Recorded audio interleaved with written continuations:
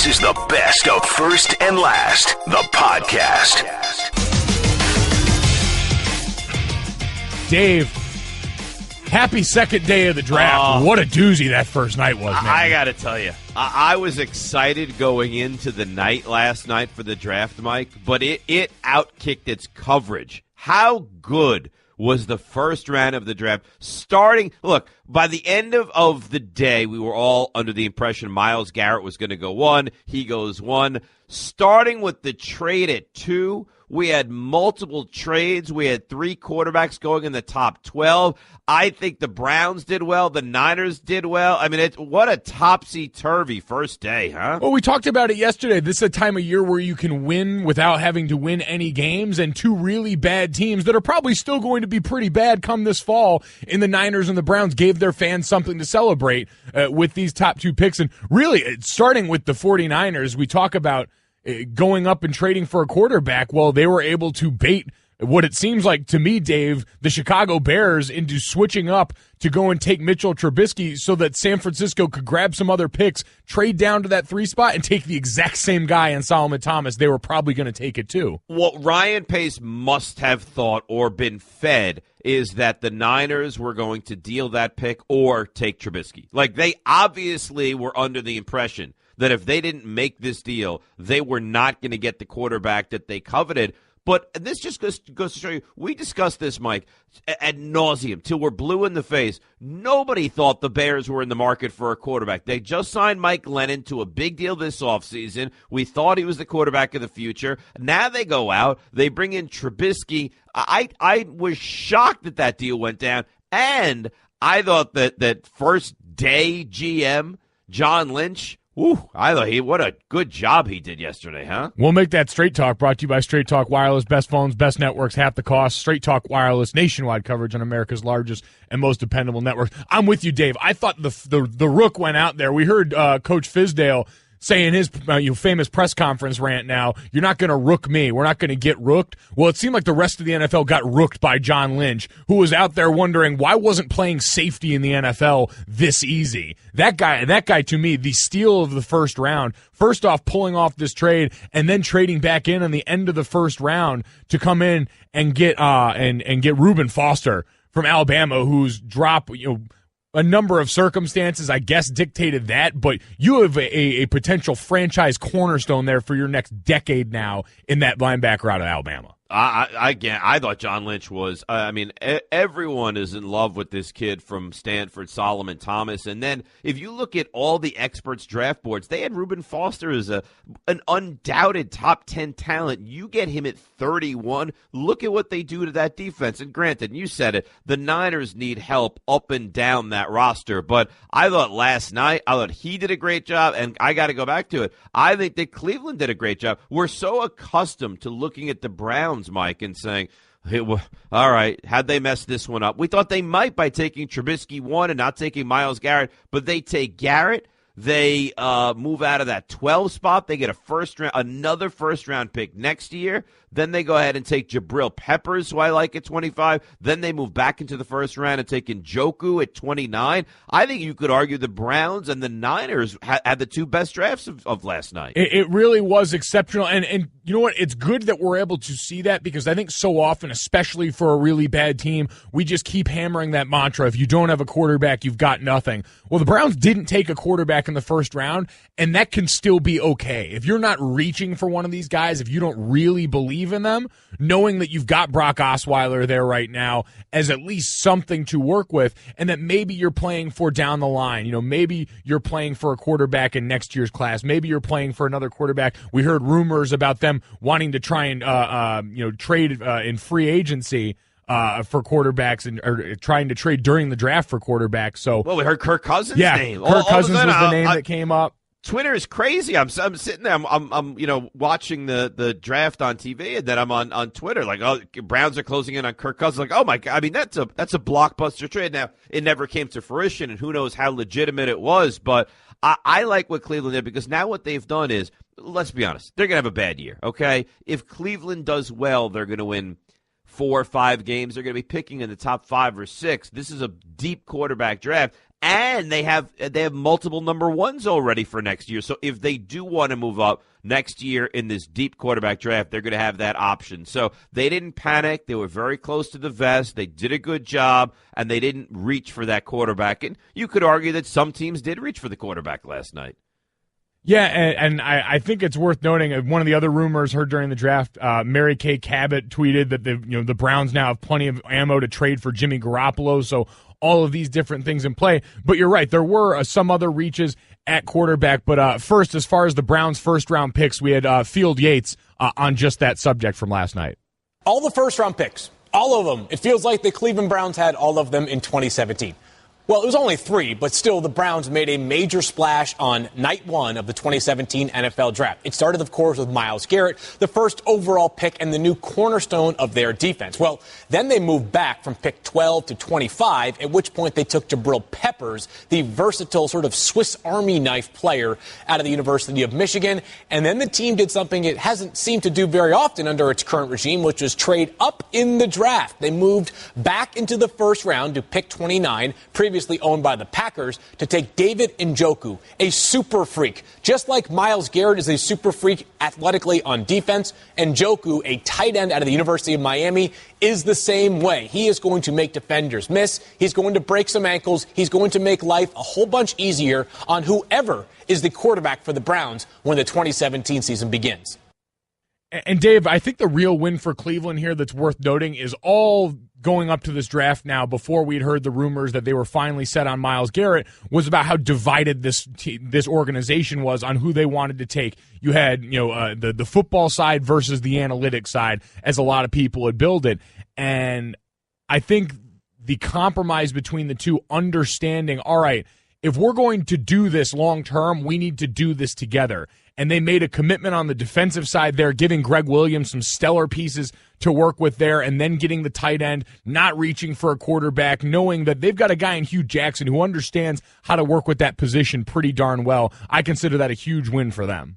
If you have Hugh Jackson as your head coach, he's considered one of the smartest offensive minds in football. If he is telling you that he does not want Mitch Trubisky, and no disrespect to Sashi Brown and to Paul DePodesta, but if these guys are going to push a quarterback on the head coach that he doesn't want, that's the most Cleveland Browns thing that could possibly happen. So I feel badly for Cleveland all the time. I'm glad that they actually seemingly did the right thing last night and took the appropriate guys and didn't force and didn't reach for the quarterback at 1 overall. It was very impressive to see.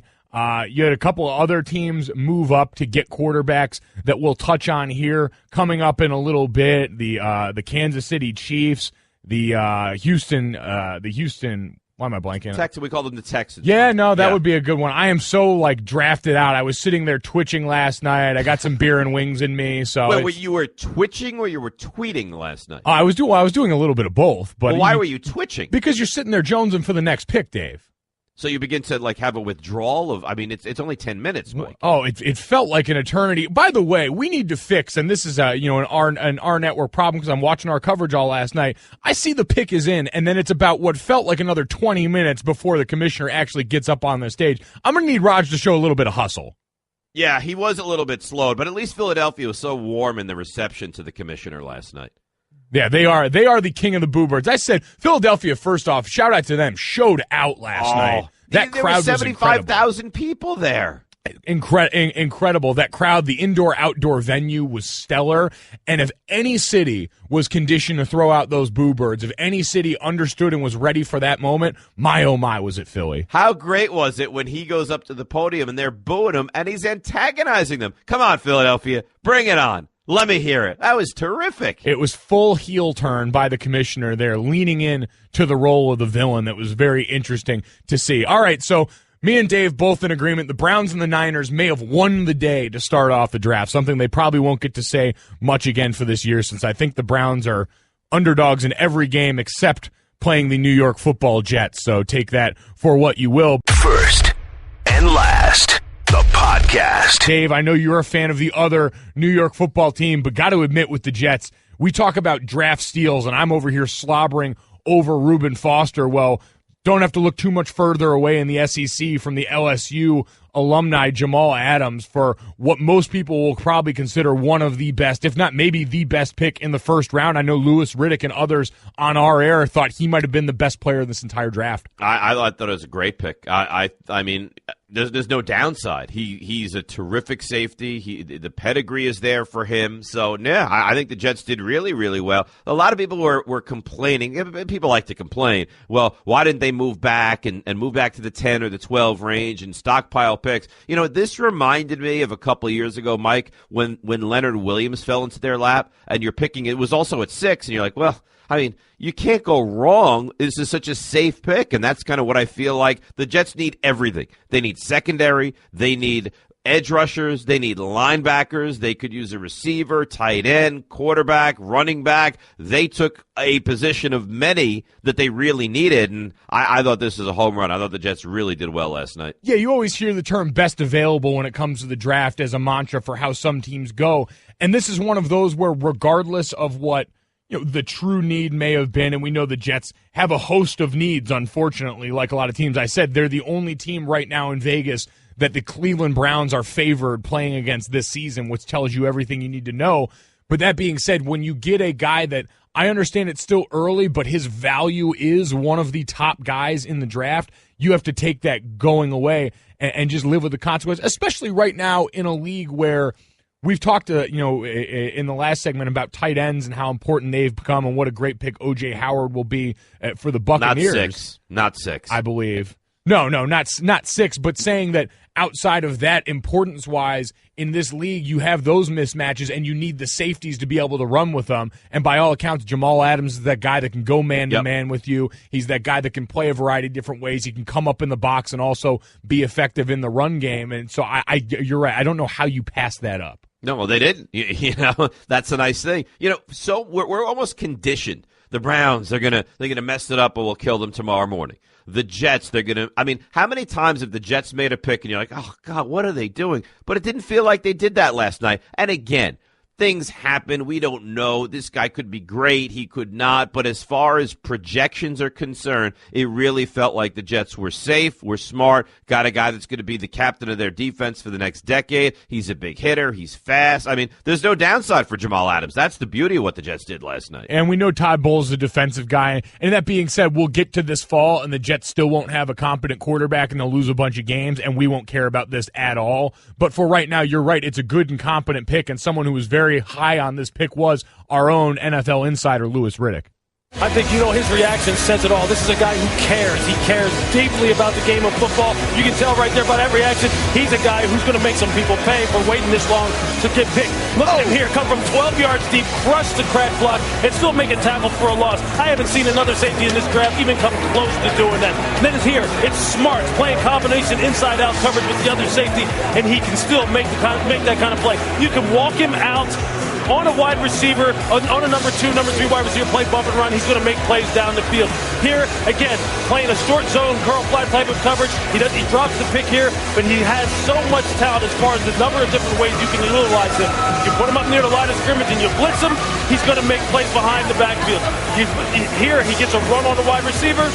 Look, the guy's just going to blow people up, and here, his effort, you never saw him take plays off. This is the kind of thing that Todd Bowles is going to love, the New York fan base is going to love. He's going to kill it in New York as far as the player is concerned on the football field, without a doubt.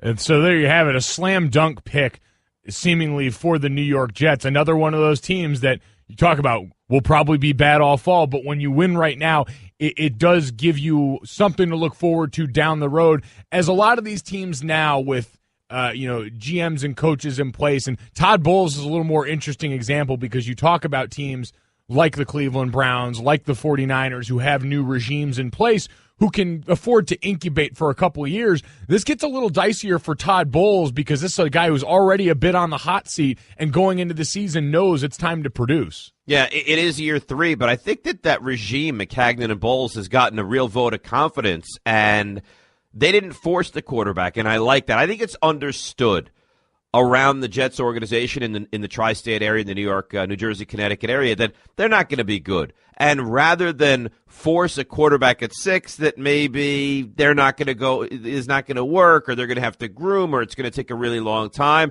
they know this is a process now. Almost like the 76ers, they know this is going to be a 2 or 3 year process. And like Cleveland, they're going to be bad this year. And like Cleveland, they're going to need a quarterback in next year's draft, and they're going to have probably a top 4, 5, 6 pick, just like Cleveland. Probably going to have a pick. You mentioned not reaching for a quarterback, probably a good idea, because maybe next year when you've got that Sam Darnold-led quarterback class, you have more talent. You've got someone that you're more comfortable reaching for there. But for the rest of this draft, there were a lot of moves for quarterbacks last night, Dave. A couple of teams we mentioned moving up to get them inside the first 12 picks. How about this one? This one knocked me off my socks a little bit. The first time in the common draft era, we hear about this because it was talked about as such a weak quarterback class, but the first time in the common draft era, so since 1967, 3 different teams traded up on draft day to select a quarterback in the first round. So we had Mitchell Trubisky right inside that top 3 picks. And then after that, you had the Kansas City Chiefs trading up for Pat Mahomes at 10 and the Houston Texans trading up for Deshaun Watson at 12. Of those latter 2, Dave, which one of those jumps out to you two as the slam dunk, if there is one of those? Oh, I don't know. Slam dunk, I can't say that. But the thing that I do like is that both of the teams that traded up had really smart coaches who are really good with quarterbacks. Andy Reid, was involved in the drafting of Aaron Rodgers. He worked with McNabb for a long time. He's made Alex Smith into, the best version of quarterback that he can be. So it's hard. And then Bill O'Brien, I think, is someone that's so respected with the quarterback position as well. And he grabs Deshaun Watson. It's hard for me to take one over the other. I would say I like Watson better just because he's done it at a higher level and, beaten that Alabama team a couple of times, or at least the one time to win the national title. But I think you kind of have to give the benefit of the doubt. I think if you're Buffalo and you got out of that 10 spot, or you're Cleveland and you got out of that 12 spot, you've got to be pleased at what you did. And I think on the reverse, if you're a fan of the teams that moved into the 10 and the 12, you got to really like that because you have to have confidence in your organization. They moved up, and maybe they nabbed the quarterback of the future. First and last. Dave, I don't know if you know this about me. As much as I enjoy watching it, I hate the draft. Why do you hate the draft? Because no one picked me in the draft. Oh. Do you need, therapy today? No, I don't. I just, at some point we'll talk about where the real draft starts, which is when the actual draft ends, the undrafted free agents that make up much more of the NFL. Were you expecting to be drafted in an actual serious line of questioning? No, God, no. I was very realistic with myself, almost to a fault, where I planned in my head saying, okay, I had heard some, my agents, there's a chance you could go late. And even I ended up signing with the Pittsburgh Steelers as an undrafted free agent in 2013. And they called me in, the middle of the 6th round and said, we have a pick coming up. I'm not sure if it's going to be you. I was talking to their assistant offensive line coach, and he goes, I'm not sure if it's going to be you, which told me, all right, it's not going to be me. We'll wait till after the draft. Yeah, what's that call like when they call you and they're like, hey, we like you. We like what we've seen. Not going to pick you, but we like you. Again, when you were me in my situation with 17 starts under your belt coming out of college, now a bunch of which have been redacted by the NC2A, those crooks. When you've got that under your belt, you kind of understand that comes with the territory. What about the pedigree, though? Well, listen, you gotta always fall back on the bloodlines. Much like Patrick Mahomes, who, if anyone forgets, his godfather was a major league pitcher. And his dad, also a major league pitcher. Do you find it distressing at all, Golic, that our producer, Dan, says nothing the entire show? And then when he can kind of take your plight and rub your face in the painful memories of the NFL draft, he's like a third host on the show? I mean, the grin that snuck across his face, too, at that time. You're pretty sick, Dan. I didn't bring it up. What is it like? How does it feel? Tell us more. I'm trying to take the audience. I'm doing my job as the producer. I'm trying to take the audience inside the mind of a guy who's waiting to be picked. Yeah, but you took way too much pleasure in it. Yeah, you're enjoying it. No one would have known that if you didn't say anything. No. Well, I know it. All right. Well, Mike knows it. I do know it. I lived it. It wasn't a great time. That being said, the first 2 days were easy and not really a surprise that I ended up going undrafted, but we are going to talk NFL draft surprises, and we want to get you guys in on it. 888-729-3776, 888-SAY-ESPN, your biggest draft day surprises from the opening round Thursday night in Philadelphia. Dave, if you look back at this first round now, we've talked about some of the quarterbacks and teams that moved up. 3 teams moving up in the first round to get quarterbacks, first time in the modern draft era. Was there anything that stood out to you as a surprise in the first round? Surprise? Well, obviously, it doesn't take a genius to say the Bears moving up to 2 to take Trubisky was a huge surprise. But I'll run through the first round. Give me 30 seconds, and I'll tell you what surprised me. I thought John Ross at 9 surprised me. I thought Jonathan Allen dropping to 17, where a lot of experts had him as a top 2 or 3 talent, was surprising. O.J. Howard dropping to 19, I thought was surprising. Although I'm not disappointed by any stretch, I think the Giants taking Evan Engram at 23 surprised a lot of people. And the big one for me was Reuben Foster, who dropped all the way to 31. And might not have gone in the first round if the Niners didn't get themselves back in with the 31st overall pick. Yeah, Reuben Foster would be the one right away. We've sort of gone over him ad nauseum already during the body of the show. So for the sake of that, I would probably look to, and this is selfishly O-line centric, but Garrett Bowles, the tackle out of Utah, being the first O-lineman to come off the board in the first round, would have been the only one had the Saints not snuck Ryan Ramczyk in from Wisconsin in the 32nd overall pick right there. A bit of a raw project for the Broncos there. Tons of upside, wild backstory, and the only guy to bring a baby up on stage at the NFL draft. So I feel like that's worthy of merit. Not just a baby. Oh, no. But that baby was adorable. And a little baby dressed in a 3-piece suit. I thought he kind of stole the draft last night. I think he did. Here was the proud father, Garrett Bowles, talking about being the 20th overall pick to the Broncos. I love this little man. One day he's going to be walking the stairs too, or wherever this next draft is, he's going to be there. I hope he plays football, whatever he does. I'm just going to be a proud father. He's going to remember this for the rest of his life. And so will I, and so will my family. This is just a dream come true. Well, he'll have opportunities that you could never have dreamed of. A self-described lost kid, right? Drugs, arrests, kicked out of schools. How are you here? I'm here by the grace of God and the Freeman family that took me in. I love my biological dad and the Bowles family, but I love the Freemans. They're my family too. I've been blessed. You know what? That's my family right there. Those cleats, I ride on my cleats for motivation. And like I said before, those kids that struggle with anything, I'm reaching out to all those kids and saying, you know what? It does not matter where you start. It matters how you finish. Find what you want. Find what you believe in. Dig deep and get through it. And if you ever need anyone to talk to, you can hit me up on anything, and I'll make sure I'll be there for you to walk you through. Dave, he was one of a couple of really inspirational stories when you talk about some of the things Booger McFarland mentioned with us yesterday about guys getting these once-in-a-lifetime opportunities to change the course of history for their family. Between him and Takaris McKinley, the linebacker out of UCLA, who will get to some great sound from him later, I thought both of them were shining examples of what you can do and how guys can turn around situations that in a lot of cases leave some people no hope. And Garrett Bowles was certainly one of those guys last night. Cute baby in hand. I do like how he mentioned, he sounded unsure about if stairs were even going to be around by the time his son might be drafted. Maybe we're in a post-stair society by then. One can only hope that we're post-stairs. Maybe we'll be like Flintstones or run our cars up or something. But how about the quote, "My son will remember this for the rest of his life"? The child is what, 6 months old? Do you remember anything from your infant days when you were 6, 8 months old, Mike?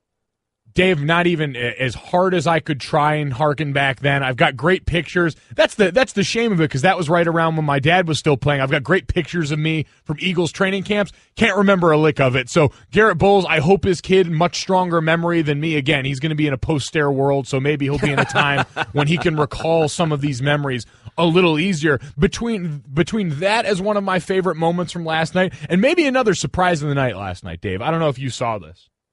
Charles Harris, the pick out of Missouri for the Miami Dolphins at the 22 spot, the outside linebacker, right? Specialty pass rusher. The story wasn't really the pick for him. Did you see his draft party? No, I did not. All right, well, at his draft party, I'm looking in the background, and I'm a little disappointed in our own Trey Wingo, because during the draft coverage, he incorrectly identified him as Chewbacca, when in actuality, if you saw the shirt that Charles Harris was wearing, It was the Jack Link's Beef Jerky Sasquatch at his draft party. I was floored. What, the Sasquatch was in attendance at the draft party? Dave, Charles Harris was messing with Sasquatch at his draft party. It was stellar, and he was front and center. When the pick was made, Sasquatch lost his mind. Well, I could only imagine the Sasquatch having a close family member going in the first round. But I agree with you. I think Trey Wingo needs to be beat up a little bit. He thought it was Chewbacca.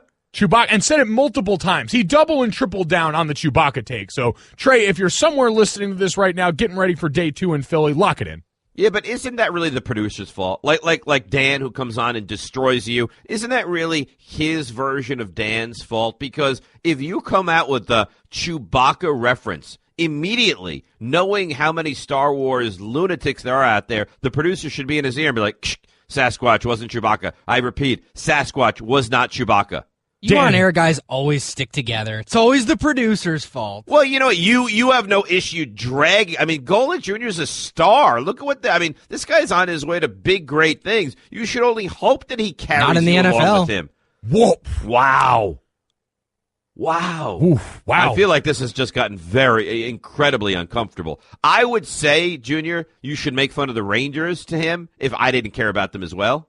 Yeah, no, we made it. Listen, I'm a man of my word, and I'm a man with some compassion, and I entered into agreement yesterday that if the Rangers lost, we weren't going to talk about it, and we weren't going to bring it up, even though they did lose last night in Game 1 of the second round. So take that for what it's worth, Dan. Hate you. Mean. He is mean. Now you're both mean. He's a mean man. It's all taking a turn around here. First and last. Last night, Dave, something that had come up earlier in the week with former Ohio State quarterback Gary Conley came back into the spotlight in a big way last night as he was made the 24th overall pick in the draft last night by the Oakland Raiders, and something that we knew was going to come with some controversy for anyone that may have missed out on that story early in the week. He was accused of rape, accused being the word there in question. He hasn't been charged with anything yet. He came out with a very strong statement of his own, declaring his innocence, claiming that he's got the witnesses and things to corroborate his side of the story. You heard stories about a team, teams before the draft, or a team before the draft administering a polygraph test to him to try and gather information, as teams were in a mad scramble, it seemed, Dave, to try and find out anything they could about a situation that's still very much up in the air. Yeah, it's a scary situation, and my understanding is that a good portion of the teams around the NFL, Mike, reached out to him and reached out to his agent to really find out where we were and kind of do their due diligence. You would imagine that if he is going to be the 24th overall selection by the Oakland Raiders, and not to make light of the situation by any stretch, but of course it's the Raiders, right? If there's one team that's going to risk a guy who has these kind of accusations against him, it would be the Raiders in that kind of rebellious style. But this is a really unsettling story, but you'd have to think that they did their due diligence, and they really are of the mindset that he's going to be cleared of anything that could potentially come his way. And right now, again, like you said, it's only accusations, and I'm sure that the Raiders were very, very diligent and aggressive in finding out that they believe that it's probably not true. But, yeah, that was certainly, as fun and entertaining and great and everything the first round is, that was kind of that moment where it was a little uncomfortable. Like, ooh, goodness, that's a pick that now we have to have that discussion, and now we do have to have that discussion. Yeah, and it's a really fine line you toe, Dave, because everyone has to ask themselves personally, and this has come up in a variety of different instances with some of the other off-the-field stuff, not the diluted samples, but some of the other acts of violence against women. Joe Mixon was the biggest story this offseason leading up to the draft of his transgressions from a couple of years ago. But he did it. I mean, there's video evidence of Joe Mixon doing that to a woman in a restaurant. Conley, it's solely an accusation right now. So I think these are two kind of very different stories that we deal with. Yeah, and Caleb Brantley, the Florida defensive lineman who was actually arrested, and I believe it was actually arrested for his assault on a female before this draft. So those, you're right, very different from the accusation we have now, but with the for the draft, for the people on the side of the draft with such close proximity, when you are scrambling to find information. It's really having trust in the homework that you've done. I heard Louis Riddick and our guys on the air talking about last night that Garyon Conley was considered before this to be one of the cleaner prospects in the draft, a guy that this seemed wholly out of character for, wasn't a pattern or a pattern of behavior that had been built up for him. So I think that in conjunction with whatever information the Raiders were able to get clearly led them to make a decision that comes with a great deal of risk. We talked about that with some of the diluted sample conversation of the risk of potential suspension if you're caught with a test being in the program. This is a whole different animal to where you've got to wait and see how the legal ramifications for this play out. Right, and how far this goes along too, right? I mean, right now this is solely an accusation. Now, if he's done anything as reprehensible as this, Mike, I mean, forget about football. I don't even want to consider this guy. But on the flip side, if these allegations are not true, and he dropped in the draft because of them, that's really a horrendous story around it there as well. So in one way or another, this is a very disheartening story that follows Conley and the Raiders around at the 24th overall pick. It really is, and it goes kind of to what I've said about the NFL's policy on domestic violence and all of these type of issues that have come up really since the Ray Rice case years ago, which is that I think the NFL needs to harshly punish when these things come up, sometimes to the detriment of situations like this where you could have someone potentially cleared of any sort of, a notion of wrongdoing in the name of preserving the shield and preserving the optics of the league. And you get into a situation like this where you see it's not so clear-cut black and white, but everyone has a different way of stomaching what they're comfortable with. And that's GMs, because you remember the people making these decisions are people that have mothers and sisters and wives and daughters potentially that they've got to explain this pick to when they make it. That's the one thing I always have the hardest time reconciling with, Dave, because I sit here like you and you want to think about this as a pick and doing your homework, but it's hard to separate it from an issue that hits this close to home for so many people. Oh, and look, with domestic violence and just in society with domestic violence and knowing what happened with Ray Rice and then looking at this Joe Mixon story, this is a first-round pick. I mean, if he doesn't have this, I'd say baggage, but it almost feels like you minimize it when you say that. If he doesn't have this horrible record and horrible video and just, character flaw, which is tremendous. I mean, this is a first-round pick. There's no doubt about it. And now it's going to come to what team is willing to kind of dance with the devil and take him onto the roster, and does he deserve a second chance? I mean, I guess he does. It's a very difficult it's a very difficult story to get into, and it's really difficult to analyze it because you're a human being, and we all have people that have been involved in awful situations like that, and then you're also a football fan, and you say, well, he makes the team so much better. Honestly, Mike, you know me, I'm a Giants fan. I'd prefer to stay away from Joe Mixon. I would prefer not to have that element on my team. Yeah, and like you said, that one a little more clear-cut when, unfortunately, it seems like nowadays we sometimes need a video to understand the severity of something that we knew all along. It was when that really surfaced that people decided to start standing up and taking note, which I sort of took umbrage with in general, but that's unfortunately the world that we live in. And I'm with you. It gets hard, too, because I always tried to think about it as a teammate.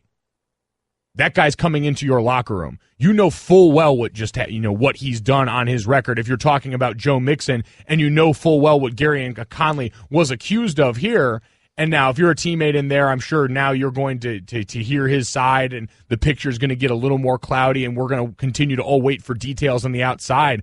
But it's all really unsettling, and I know the NFL is a place where, especially for guys that are further down the roster the way I was, you're so focused on your own business and what you need to take care of that you don't often concern yourself with other guys' situations. But when this stuff comes up, it's hard not to have a really strong opinion on it for all the reasons we mentioned. But I think when you're in the moment, you can answer this obviously, you have to really decompartmentalize and say, I'm a football player. I've got tunnel vision. I can't be concerned with what a guy is doing in his personal life. Right now, he's a teammate. He's on my side, and I'm going to move forward with that and not look at all the exterior things that go around with some of these guys. No, much more of that falls on the decision makers. And again, the decision makers for the Oakland Raiders clearly confident enough in the information they gathered leading up to the draft. First and last, the podcast. podcast. Dave, we're still basking in the glow of last night's NFL draft, and you know what we get to top it all off? 2 rounds tonight. Oh, I know. And great value tonight, Mike. I know the first round is it's the sexy round and all the trades, and we've seen mocks of the first round for weeks and weeks and weeks, but round 2 and round 3, I really believe that's kind of when you win in the draft. Now, granted, if you hit a home run, if you're the Niners and your 2 picks turn out to be great, or the Browns and Njoku moving up to get him, of course you can win day 1. But I really think that when you look at a draft 5 years from now, you look at the kind of 2nd, 3rd, 4th rounds, and teams that do well in that second stage, those are the teams that are really good.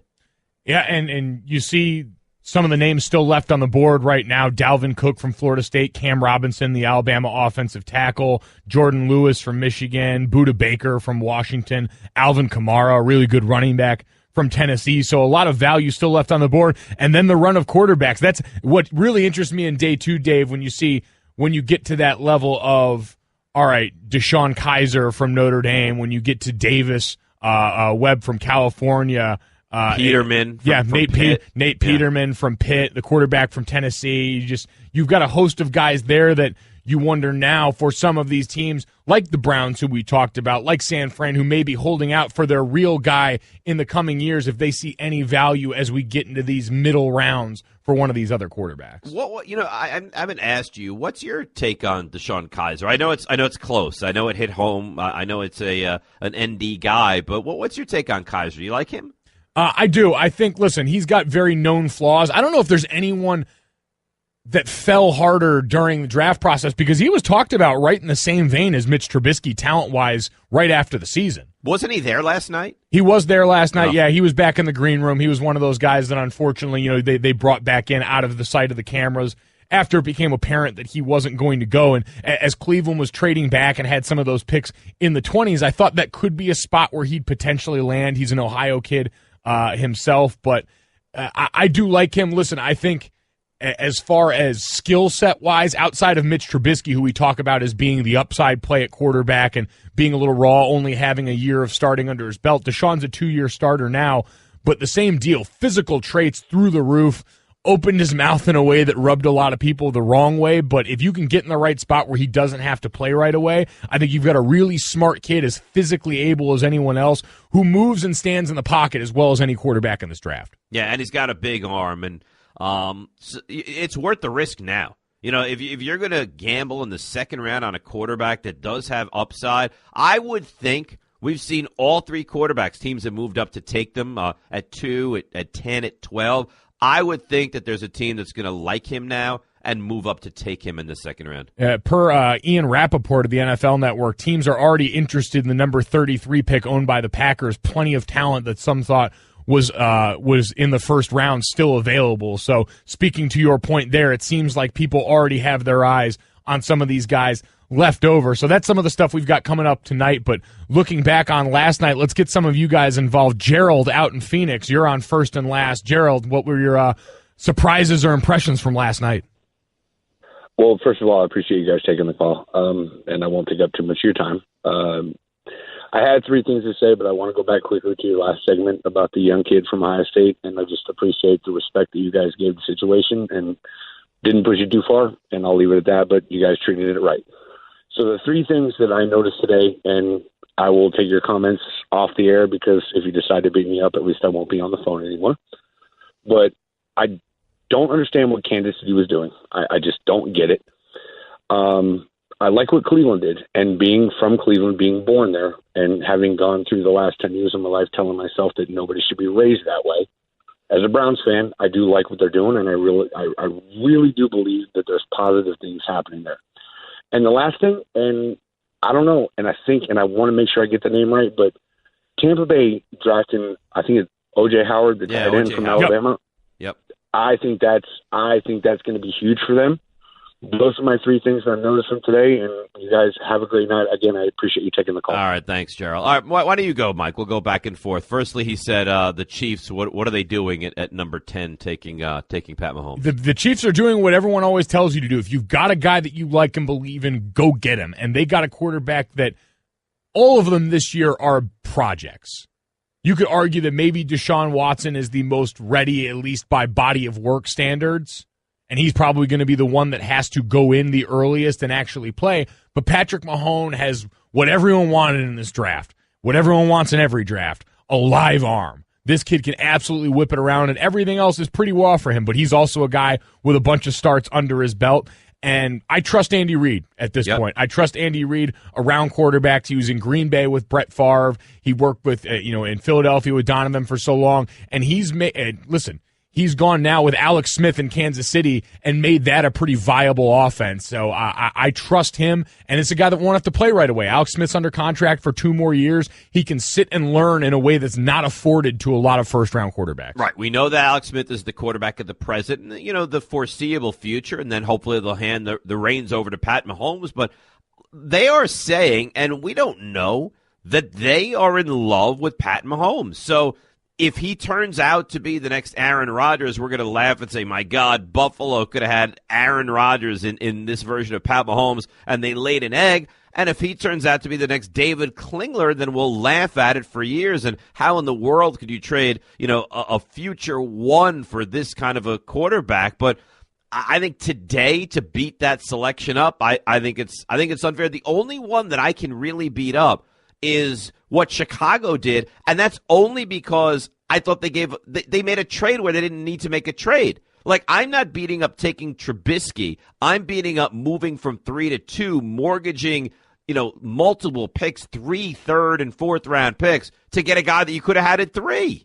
Yeah, it's funny. Today we're like beating up stock market trades, essentially, because especially with Trubisky and with Mahomes, these are guys in situations where we won't get the return on this investment right away. We won't get anything tangible. I know all of these results are months away still, but those could be years away. The guys that we're talking about here sitting behind Mike Glennon and Alex Smith, respectively, for those 2 quarterbacks. Deshaun Watson really is the one I think we've got the best chance of seeing week 1 potentially as he goes down there and does battle with Tom Savage, who's the incumbent quarterback there now that Brock Osweiler has left town. So that's the only one I think we get the return on. Other than that, we're just basically debating the value you gave up versus what we think the future return could be. There's nothing going to be tangible about these for a long time. No, and you can beat them up, and that's your prerogative. But I think on the flip side, you have confidence in Andy Reid. I think you look at Bill O'Brien and say this is a guy who is a really smart offensive mind who's gotten a lot out of quarterbacks. The only time we ever saw a functional Christian Hackenberg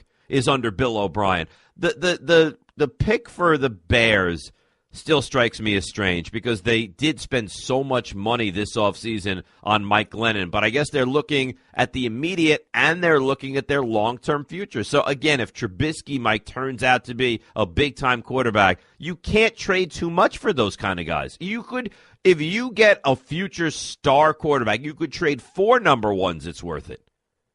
Yeah, listen, like anything else, if you can get the quarterback and it pans out for you, it's like buying a lottery ticket. People always, come at people and say, oh, it's a tax on the stupid if you're going out and playing Powerball and doing all of these things. And I know, Dave, you're a lottery subscriber yourself, so I received the lottery subscription as a Father's Day present a couple years ago. Wow, that's it was very nice. All right, that's a hell of a Father's Day present. I respect that, but a lot of people will come. If you're a guy that plays the lottery like I do myself, and Powerball gets above a certain number, I'm trying to get out here and be set for life, but yeah, because like the $9 million wouldn't do anything for you. Well, listen, Dave, it's got to be like the $49 million, right? No, I'm talking like the hundreds of millions. But if you won $9 million, your life would change forever. My life would change forever, but I'm trying to talk like that $200 million one where I won't have to worry about anything for the rest of my life. If you won $9 million, your worries would probably go away, Mike. There'd still be some worries. But regardless, that's the return on your investment, and that's what we're talking about with these quarterback picks, where we do go up and we criticize them, but I think it's fair because that's what you're talking about in the draft. We hear it all the time, is hitting the lottery. Like you can make fun of someone and say you're an idiot for playing it, and they only look right if you go out there and hit them.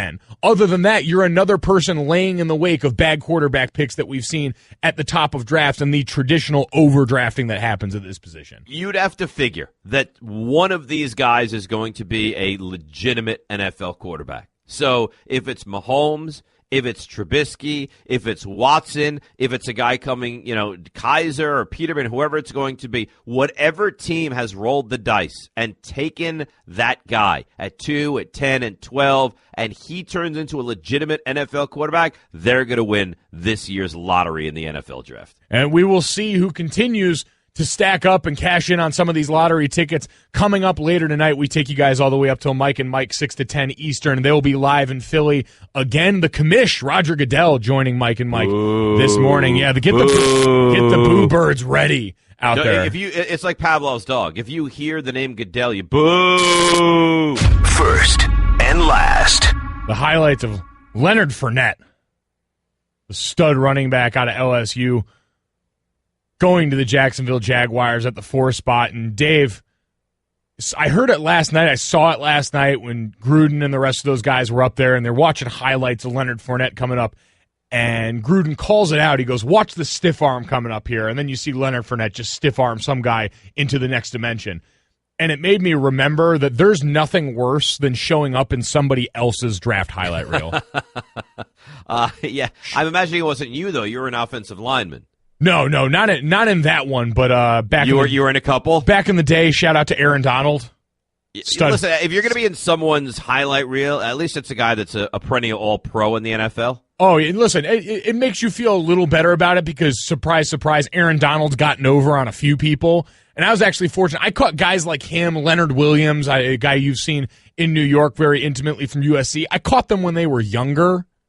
And so I caught them before their big seasons where they really were just borderline unblockable at times. So I minimized the damage control, but it really is an ugly way to go through draft days. You're sitting there waiting long for your name to get called. Just watching you get taken to task on tape is not a fun process. Yeah, and that's why I decided against playing high-level college football, because that was clearly the last thing I wanted to have happen was to watch the first round of the draft and watch myself get beaten up consistently. But I love this Fournette pick, and it almost feels like we're going to do everything we can for Blake Bortles to make him a successful quarterback. And maybe he won't be, but we have what looks to be a very good defense. We had a couple of running backs we already had who were decent. We've got legitimate wide receivers. We are giving you everything to succeed. Now, can he? That's the $1 million question. But to get a guy that can, really, to me, Mike, he feels like this year's version of Ezekiel Elliott. He's a star.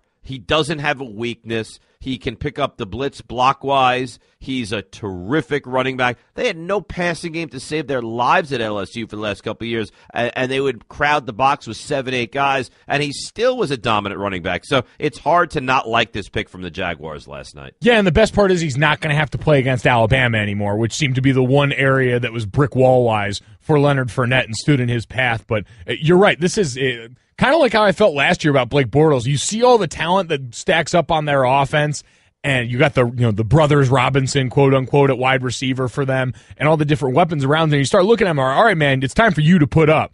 Because, again, to your point, they brought in Calais Campbell on defense, too. We know they spent a ton of money last offseason.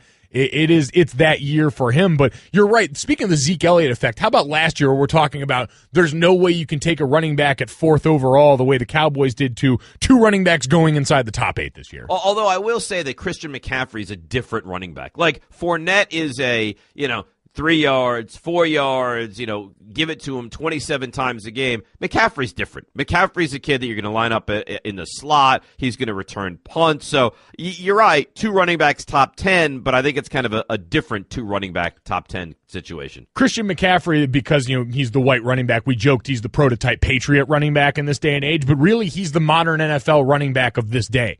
Because you've got to be able to do it all. You're either a specific skill set used. That's why we see Adrian Peterson fetch a comparatively lower price than a guy like Marshawn Lynch, because he's a one-trick pony. He's going to be a downhill guy that you need to run in certain ways. Leonard Fournette could kind of fall into that too. He's a very traditional running back like that. Christian McCaffrey, you can throw all over the yard. He's a better runner inside the tackles than people give him credit for. And kind of like we see from Le'Veon Bell, you put a number in the 80s on. Well, he's patient, and you put a number in the 80s on him and line him up on the outside, and you'd mistake him for a wideout easy. And the nice thing about him is he's a home run hitter. There's not a play that happens. Look, I'm not comparing him to Barry Sanders, but in Barry Sanders-esque ways, he could give you 1 yard, 1 yard, 3 yards, 87 yards. Like, I think that's the greatness of a guy like McCaffrey. He does so many things, and he can take any one play and take it to the house. He can. Speaking of, Barry Sanders was that all-purpose record he broke back in college a couple of years ago, and we'll get back to more of the NFL stuff. We've even got some NBA coming up. But, Dave, as we told you yesterday, we like to show some love to the NHL, so like we do around here, this one's for you. This one's for you, hockey guy. Hoffman in the corner.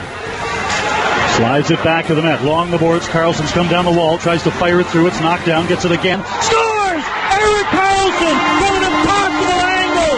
Gets out of the lead. Here's a pass to Bonino, walking down the alley. Hey! Shoots and scores! Nick Bonino beats Holtby like a rented mule. And the Penguins retake the lead, 3-2. Number 13, Nick Bonino.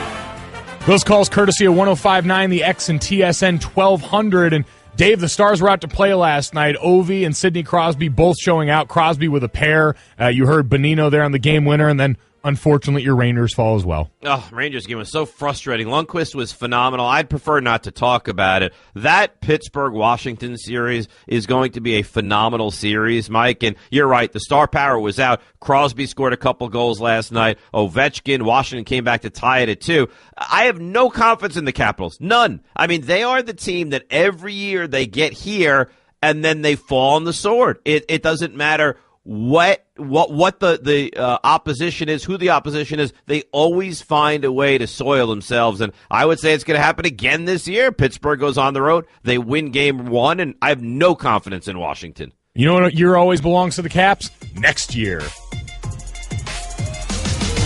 Thank you for listening to the First and Last podcast. You can listen and subscribe to all ESPN podcasts in the Listen tab of the ESPN app. First and Last.